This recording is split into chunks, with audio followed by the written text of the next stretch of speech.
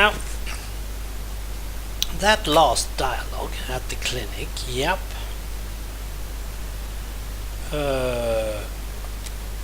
Okay, so they just put more on them. Alright. We have those. Give them to patients with chronic respiratory conditions like... That's when they can't breathe, right? Okay. She came in the morning of her death. And she came in twice.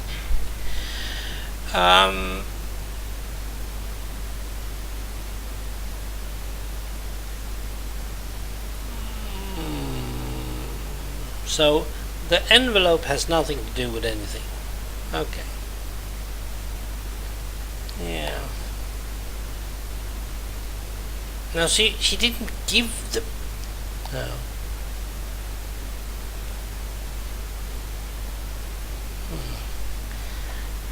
Didn't Dr. Gibbons, didn't Dr. Gibbons also have the other one?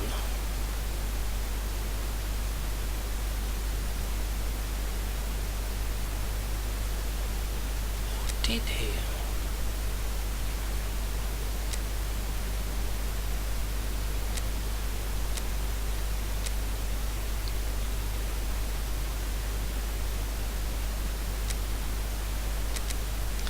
I'm thinking if Dr. Gibbons is also some sort of connector between them.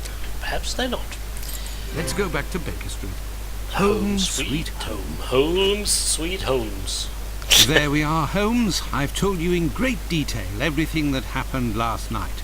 Excellent work, Watson. We shall now be prepared to answer a few questions about the horrible murder in Hanbury Street. Do you think we are now in a position to find out the identity of the murderer of these two women? No, I don't think so. It's outside of our scope and not our responsibility. As much as you've done for Leather Apron and the affair with the pills, our mission is to help the police by ensuring that they don't get caught up following false leads and to point them in the right direction. Let us start from what we know with some certitude. As you have just said, it is almost certain that the same person killed the Bucks Row and Hanbury Street victims. The reasons to assume as much are numerous, and I shan't elaborate here. What do these two victims have in common? Well, they had the same profession, right? They knew people in common. No, they had the same type of profession. It's true, these two women were in the same profession, but... Indeed, Watson, these two women were both prostitutes. That is of vital importance, Watson. It is, yes. My memory from your examination of the scene is rather hazy. Didn't you say something about the killer's frame of mind? I was talking about the victim's possessions that were placed on the ground and the rings missing from Annie Chapman's fingers. This killer is a cunning predator, comes from a rather humble background and shows steely self-control in carrying out the murders. Something is puzzling me, Holmes. Richardson's testimony contradicts the time of death given by Dr. Phillips. Yeah. Which also matches my own, 4:30 a.m. And yes, we shall confirm that, Watson, and attempt to determine the precise time of death. In order to do that, we will need to place everyone involved on a timeline. Only after that will we be able to place the knife symbolizing our killer. Okay. Let's look at our timeline, Watson. Yes, let's do that. So now I control... Where's my timeline? Is it over here? Yes. Now we are pretty sure that... What?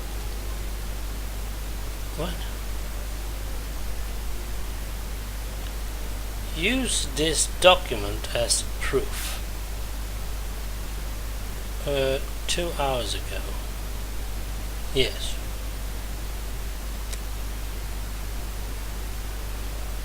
Yes.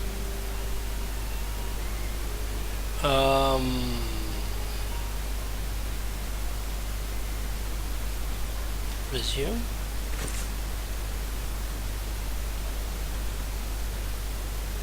We left the station at 6 o'clock and it took us 20 minutes to arrive at Hanbury Street.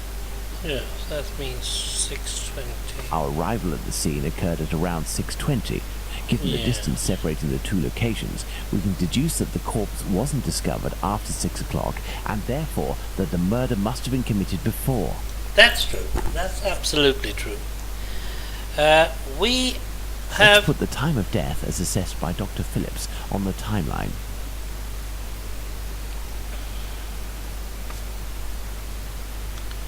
or thereabouts.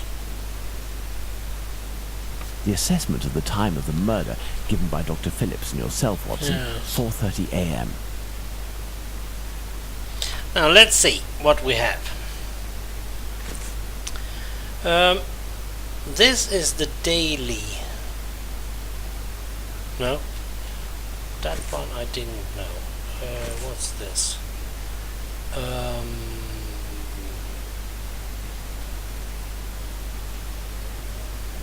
What?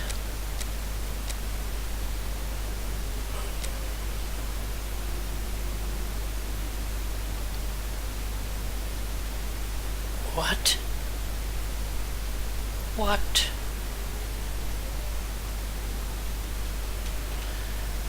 I'm not really sure how to do things. Because, no, we need some documents. That one is not really. We have E long, and using this document as a proof. Now that one I don't agree with. Can we use that one as a proof? We do not need that one.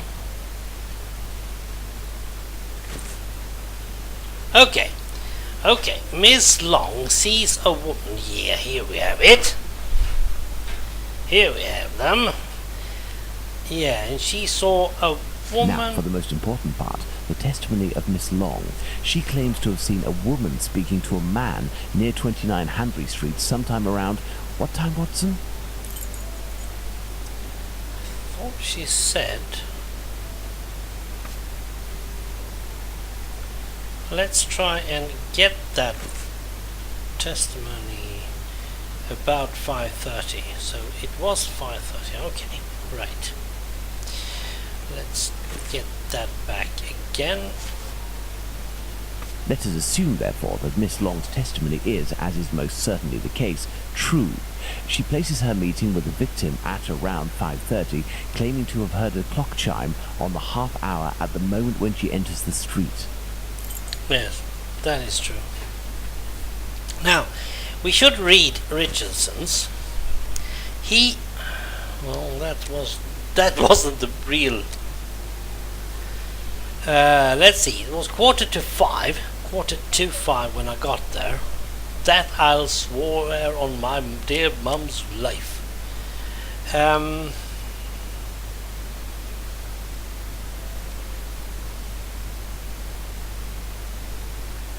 Okay. 5 minutes after getting to number 29. Right. Now, let's put the Richardsons' arrival and departure times on the timeline.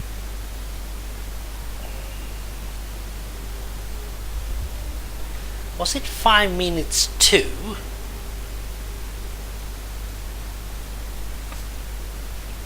Yes, he arrives. Yeah. And then he... Now, let's put the Richardsons' arrival and departure times on the timeline. Did he walk? Despite the great respect I have for Dr. Phillips and the value I place on our friendship, my deepest conviction is that both of you are mistaken, and that Richardson is in the right, and that these two testimonies put down in writing have real worth. Yeah. But how? Explain yourself, Holmes. Remember how you assessed the time of death? You touched the fingers and body of the victim, but it was remarkably cold for this time of year. That's true. In addition, the corpse had been drained of bodily fluids. Its heat retention was therefore no longer the same as that of an intact corpse. That's true. Gad, you're right, Holmes. Yeah. Oh, yes. I've had some time to research, Watson. Given these facts, my first diagnosis may have been off by half an hour, perhaps even an hour. Thus, we can confirm Richardson's statement and establish that the murder was committed after 4:50 a.m. and not before 4:30 a.m. That is true. So we need more. What more can we need? Is there any more statements? Now, that one I don't really get much of. Let's say that we use this one. Yeah. Let's do that. Yeah. Suddenly it is not really sure about this guy. So let's read it anyway. In the morning he get up. It was 5:20 when he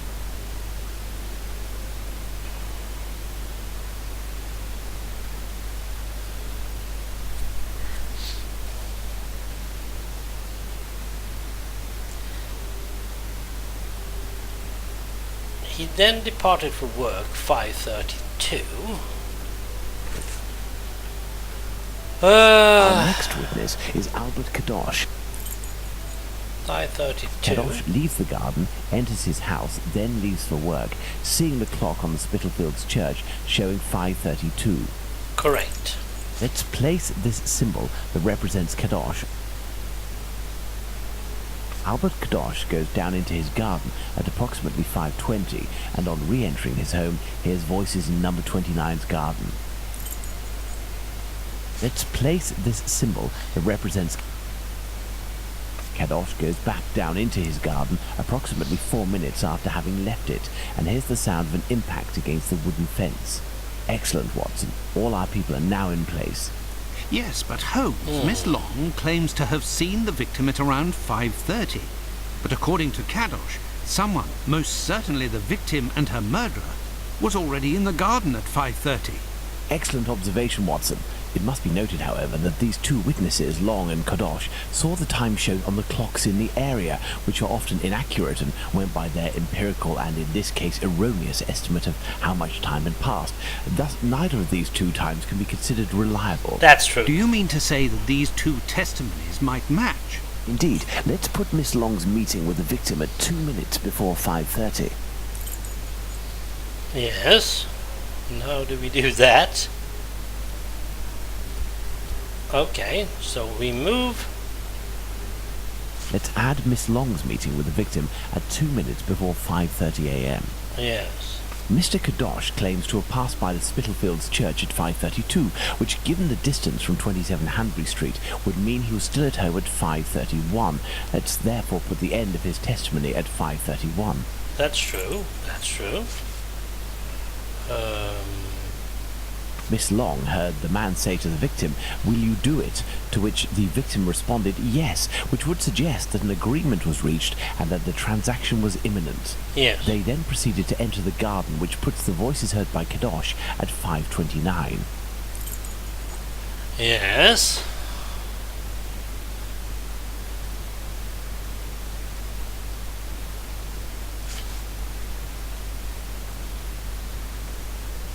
We had thought that Kadosh had left 27 Hanbury Street at 5:31 after having heard an impact against the fence. Thus, 2 minutes passed between the moment when Kadosh entered the house after having been in the garden the first time and the moment when he returns to go out again and leave for work. How long did he estimate this interval to be? 3 to 4 minutes. In light of all this, Watson, we can finally establish the time of Chapman's murder. Now, place the knife at the exact time. Let's see.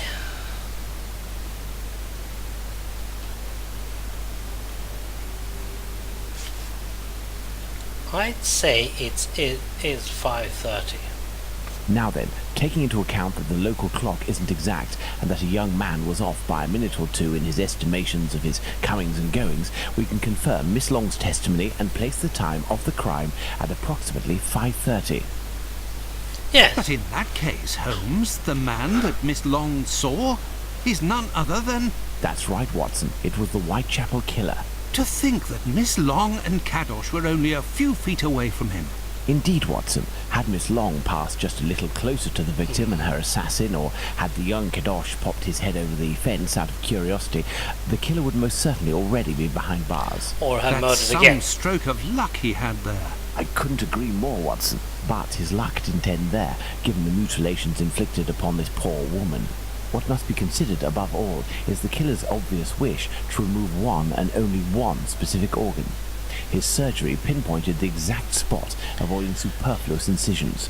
This suggests the man possesses at least a minimal anatomical knowledge. Are you suggesting a doctor or a butcher? Perhaps, but the possibilities are still too broad to conclude with any certainty. So Now I say for the to... motive.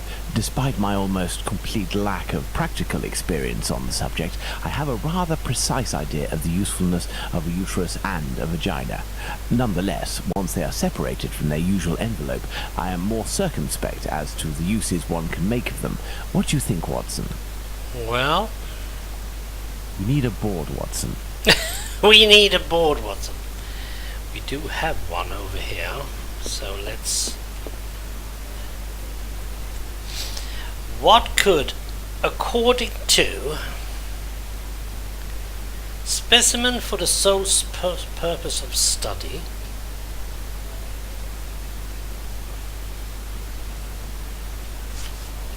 yeah, I can Perhaps presume it was that. intended as a study specimen. I have little faith in that theory. Hardly anything was taken from the Bucks Row victim. That's true. Let's see, to supply human organ trafficking. Money, quite simply. Even if this motive seems incongruous, we're in no position to deny or affirm it until we know whether a market for human organs exists. That's true.